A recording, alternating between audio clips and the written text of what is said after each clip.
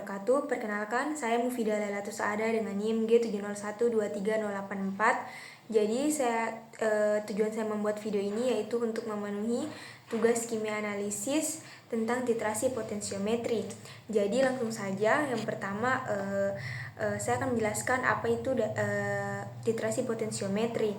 Jadi titrasi potensiometri sendiri itu adalah suatu metode analisis kuantitatif yang digunakan untuk menentukan konsentrasi suatu larutan dengan cara mengukur perubahan potensial listrik selama proses titrasi. Dalam titrasi ini tidak diperlukan indikator visual seperti pada titrasi biasa, melainkan dia menggunakan elektroda untuk mengukur potensial listrik sel.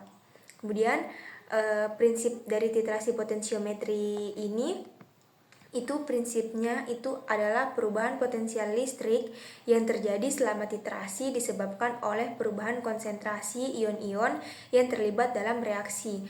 Ketika titran ditambahkan, terjadi reaksi kimia antara titran dan analit. Kemudian perubahan konsentrasi ion-ion ini akan menyebabkan perubahan potensial pada elektroda indikator.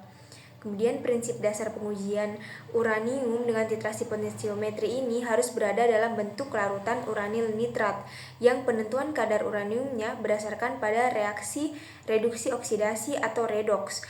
Larutan uranium atau uranil nitrat dengan kandungan uranium masing-masing kurang lebih 10 gram per liter diambil dari pelet UO2 sinter dengan cara melarutkan pelet UO2 sinter menggunakan HNO3. Masing-masing larutan uranil nitrat tersebut dimasukkan dalam labu ukur dan volume tertentu dan ditempatkan sebagai tanda menggunakan air bebas mineral atau ABM.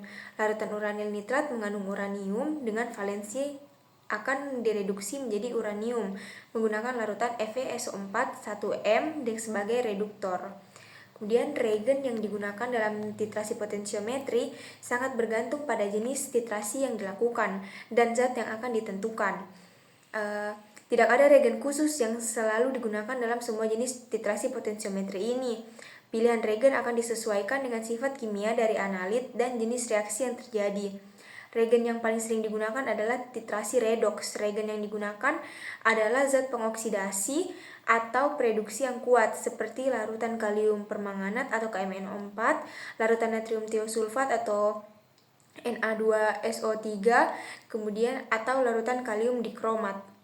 Dan untuk penggunaan titrasi potensiometri dalam analisis senyawa obat, titrasi potensiometri ini merupakan metode analisis yang sangat berguna dalam penentuan kadar senyawa obat. Beberapa zat berkhasiat dalam obat batuk sirup adalah parasetamol dan amonium klorida. Parasetamol digunakan sebagai obat analgesik antipiretik yaitu berfungsi sebagai pereda nyeri dan penurun demam. Kemudian analisis kadar amonium klorida pada parasetamol diperoleh volume titrasi blanko ketika mencapai titik ekuivalen atau TE pada kedua ulangan adalah 0,078 mili. Sementara pada sampel ulangan pertama adalah 4064 mili dan ulangan kedua 4063 mili. TE titrasi ditandai dengan terjadinya lompatan potensial yang tajam. Kemudian untuk perhitungan penentuan kadarnya, di sini ada soal yang telah saya buat. Jadi di sini ada volume, kemudian ada potensial, kemudian ada AE per AV. Jadi di sini soalnya berat sampel asam salisilat 300 mg, konsentrasi NaOH-nya 0,1 m dan MR dari asam salisilatnya itu 138,12.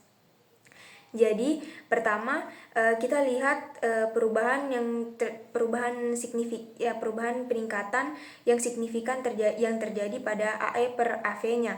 Jadi di sini kita lihat yang perubahan yang terjadinya yang secara signifikannya itu ada terjadi pada volume 10, yaitu di situ ada 35 ke 85. Di situ terjadi perubahan yang sangat signifikan. Kemudian di sini penyelesaiannya yaitu pertama kita cari mol dari NaOH-nya, yaitu rumusnya M dikali V TAT. Jadi di sini volume TAT-nya itu adalah 10. Kemudian ini kan 10 mili, kita ubah dulu ke liter. Jadi dia jadinya 0,01. Jadi 0,1 dikali 0,01 itu sama dengan 0,001 mol. Setelah kita dapatkan mol NaOH-nya, kemudian kita mencari berat miligramnya dengan rumus mol kali mr. Jadi tadi molnya telah kita dapatkan 0,001 dikali dengan mr dari asam salisilatnya itu 138,12. Itu kita dapatkan hasil 0,138 gram.